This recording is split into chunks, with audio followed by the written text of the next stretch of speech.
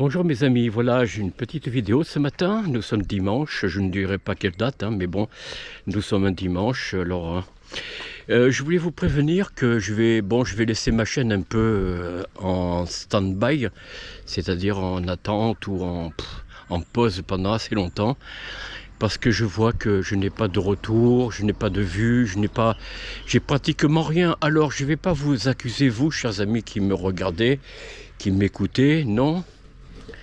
Mais simplement, voilà, je vous montre un peu le paysage quand même, c'est pas... Enfin, c'est un peu le même que la semaine dernière, mais bon, que voulez-vous. Alors, en fait, ce dont il s'agit, c'est que... Bon, allez, déjà pour commencer, abonnez-vous, partagez, likez, mettez un pouce, activez la clochette, etc., etc., etc. Voilà, vous connaissez la chanson, YouTube aime bien qu'on dise ça. Alors, en fait, YouTube, j'ai appris que YouTube, selon un directeur de la chaîne, donc un directeur de YouTube France, je crois, en tout cas il parlait français, disait que il y a des vidéos à contenu non problématique au niveau des lois du pays, ni au niveau de la communauté, par exemple. Alors quelle communauté, on ne sait jamais quelle est cette communauté, autant vous dire. De qui, de quoi est faite cette communauté, personne ne le sait. C'est étrange. Enfin bref. Eh bien, les algorithmes, enfin les gens qui contrôlent les vidéos, ralentissent, voire ne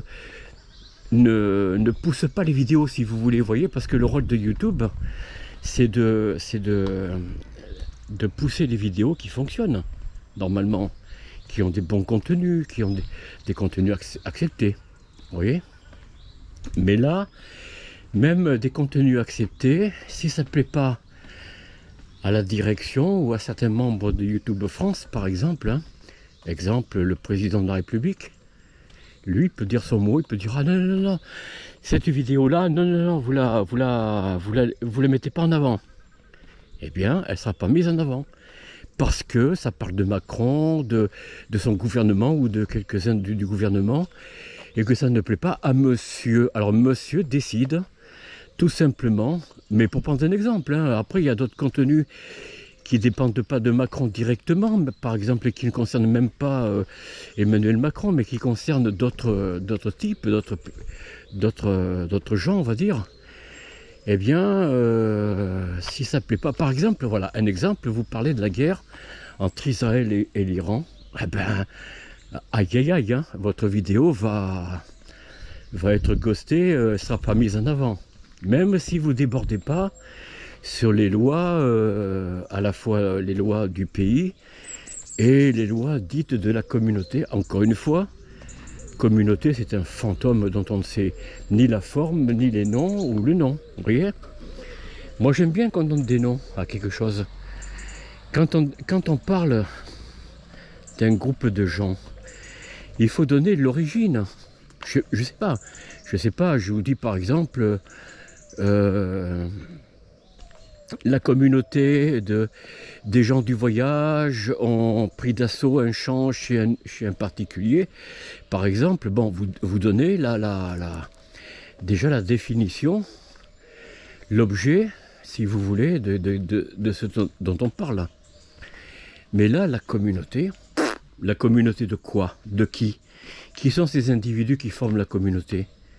Qui sont ces lecteurs de vidéos YouTube? Qui sont-ils qui font remonter des mécontentements, des plaintes ou je sais pas, ou des questionnements sur telle ou telle vidéo, sur tel ou tel contenu? Qui sont-ils? On aimerait bien le savoir quand même. Moi j'aimerais le savoir. J'aimerais plus de transparence. Alors ça c'est pareil, le mot transparence, vous l'entendez à tort et à travers, mais c'est toujours opaque, c'est toujours... de l'enfumage, de la projection de fumée, c'est jamais clair, jamais. Enfin voilà, chers amis, moi je vais très bien. Ouf, ça y est, j'ai poussé mon petit coup de gueule. Ah, encore un truc. Vous savez que de plus en plus, quand vous prenez un billet de train, on vous met sur France, alors c'est pas France Connect, mais enfin, c'est Connect SNCF, je crois. Mais qui sont ces gens qui sont derrière? À qui donne-t-il les données des titres de transport quand le contrôleur les valide? À qui vont-ils? Où vont-ils, pardon? À qui sont-ils destinés? Et d'ailleurs, j'ai remarqué qu'à chaque fois qu'il y a un train qui arrive en gare terminus généralement, bien sûr. Par exemple, moi j'ai pris le train l'autre jour de Rennes à Vitré. Alors on a été contrôlé bien sûr au retour évidemment. Et tout de suite la gendarmerie est arrivée sur la tête du train pour aller voir le conducteur de train.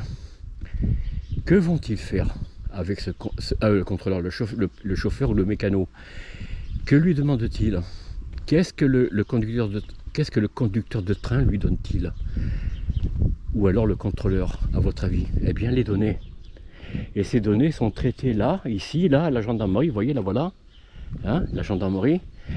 Elles sont traitées puis envoyées au ministère de l'Intérieur, tout simplement,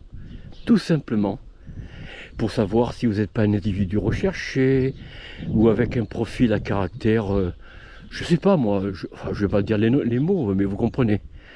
Voilà un petit peu le genre de vie. Alors, Monsieur Emmanuel Macron, comme il est débordé, puis bon, il n'a pas que ça à faire, hein, vous comprenez. En plus, c'est l'été, il fait chaud. D'ailleurs, quelle canicule ces temps-ci, hein, chers amis. Quelle canicule. Là, ça s'est un peu rafraîchi ce matin. C'est que rafraîchi. Les températures sont un petit peu tombées là. Peut-être pas chez vous. C'est vrai qu'il n'y a que la Bretagne qui apparemment a été mis un peu à l'écart pour quelques heures, quelques jours, j'en sais rien. Enfin voilà. Toujours est-il que, chers amis, Emmanuel Macron a dépêché une entreprise américaine. Alors je n'ai pas le nom, vous me pardonnerez, parce que je ne prends pas de notes et en marchant je ne peux pas lire. Déjà que je lis mal, étant donné que ma vue, alors c'est un peu de ma faute, hein, depuis qu'il y a... Enfin, pas vraiment. Les ampoules, bon, on les subit, là, les ampoules à LED, je ne sais pas quoi, soi-disant pour protéger l'environnement mais détruire la santé des gens, voilà. C'est l'un ou l'autre, hein. Ou c'est les individus qui morflent, ou c'est la nature. Mais les deux ne peuvent pas être menés, comme si les deux ne pouvaient pas être menés de pair. Enfin bon, bref. Côté sécurité, côté santé. Bref. Alors, Emmanuel Macron a dépêché une entreprise américaine privée, hein, style McKinsey, pour envoyer les données et nous mettre tous, chers amis, tous les Français, sous surveillance. Vous m'avez bien compris, nous sommes sous surveillance. Voilà. Alors, je sais que ma vidéo ne sera pas promue,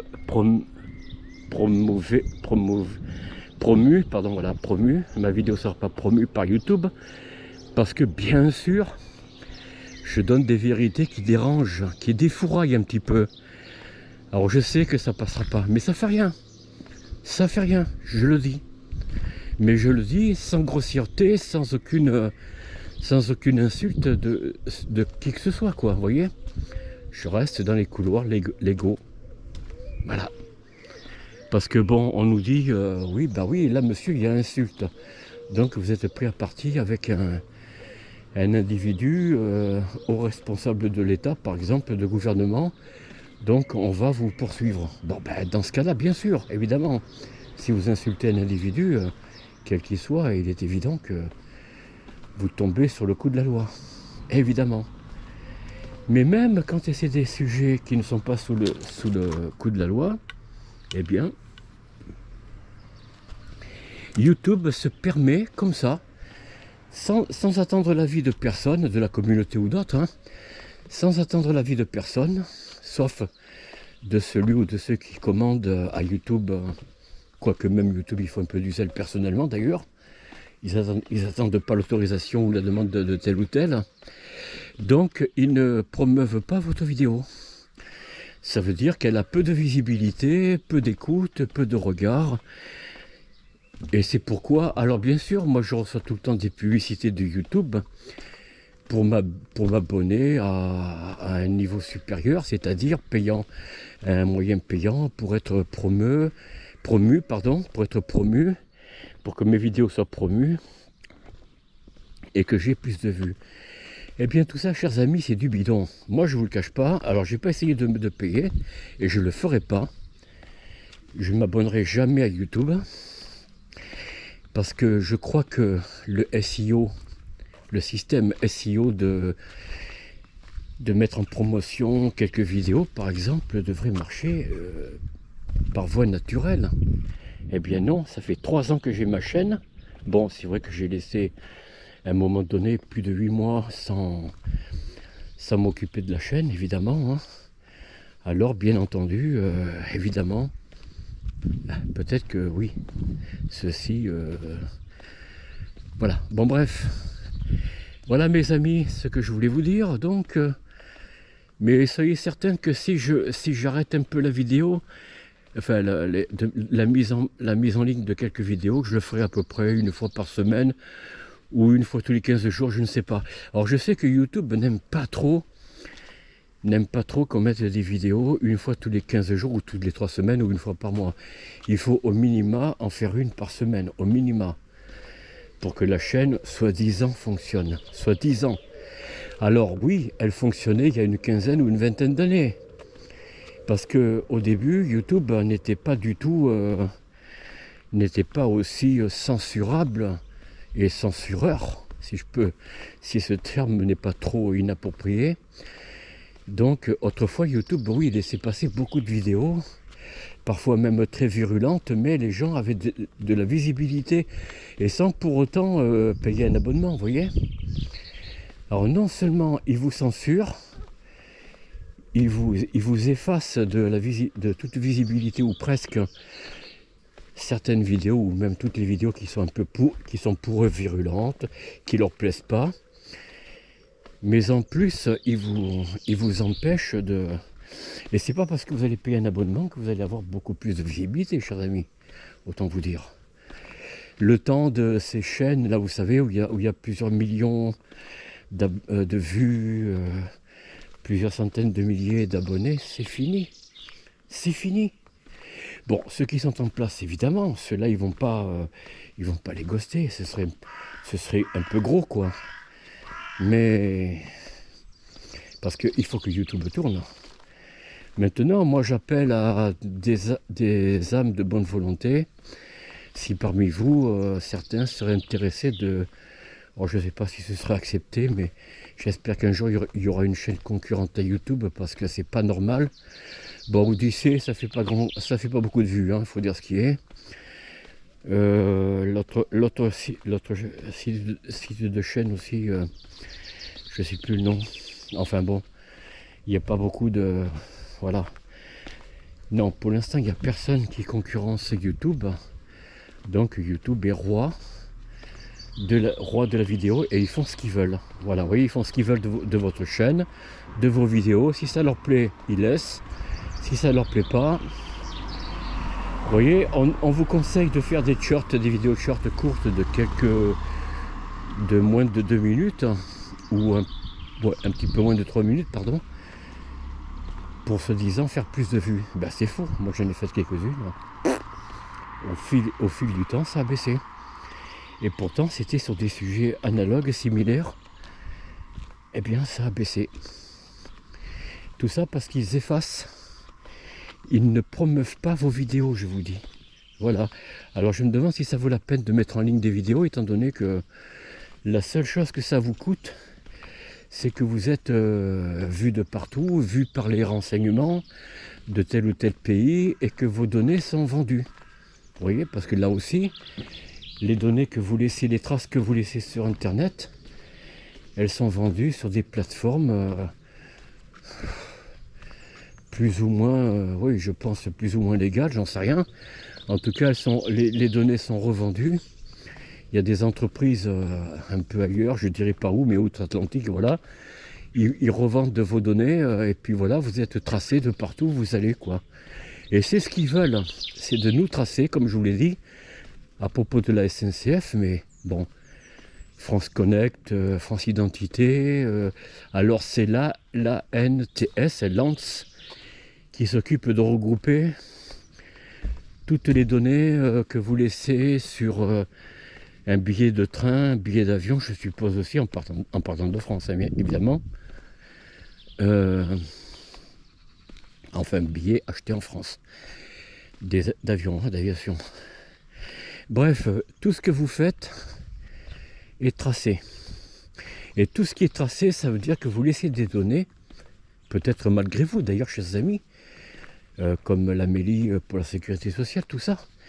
Et c'est vendu, le secret médical maintenant, bien sûr, depuis déjà quelques années, 3 ou 4 ans. Le dossier médical, maintenant, si vous n'y faites pas opposition, et encore, je me demande même s'il ne s'autorise pas de vous tracer. Enfin bref, ben c'est revendu. Toutes les données sont revendues. Voilà.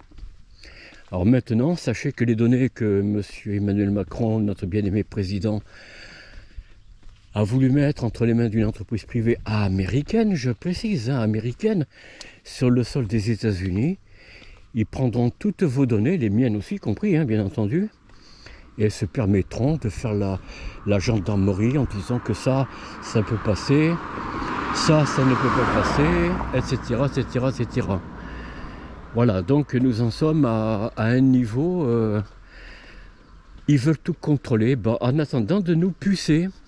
Voilà, en attendant de nous pucer, en disant, écoutez, vous voulez prendre l'avion, vous voulez prendre le train, le TGV, le TER, je ne sais quoi.